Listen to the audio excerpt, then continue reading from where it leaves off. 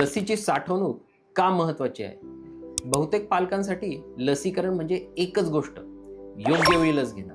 पण एक खूप महत्वाचा भाग आपण जवळजवळ कधीच विचारात घेत नाही, तो म्हणजे लसीची साठवणूक कशी केली जाते. लस ही साधं औषध नाहीये, ती खूप सेन्सिटिव्ह असते. तिचा इफेक्टिव्हनेस टिकून राहण्यासाठी तिला स्पेसिफिक टेम्परेचरमध्ये ठेवणं अतिशय आवश्यक असतं, साधारणपणे 2 ते 8 डिग्रीच्या दरम्यान.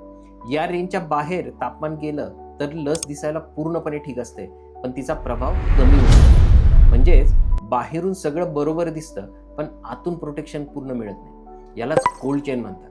म्हणजे लस तयार झाल्यापासून ती मुलाला दिली जाईपर्यंत प्रत्येक टप्प्यावर योग्य तापमान मेंटेन केलं गेलं पाहिजे. यात ट्रान्सपोर्ट, स्टोरेज आणि क्लिनिकमधलं हँडलिंग सगळं येतं. इथे क्लिनिकची जबाबदारी खूप मोठी असते.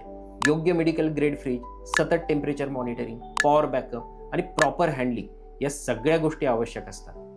हा विषय जास्त बोलला जात नाही, पण खूप महत्त्वाचा आहे आणि अवेअरनेस हीच क्वालिटी इम्प्रूव्ह करण्याची सुरुवात असते. For more information DM.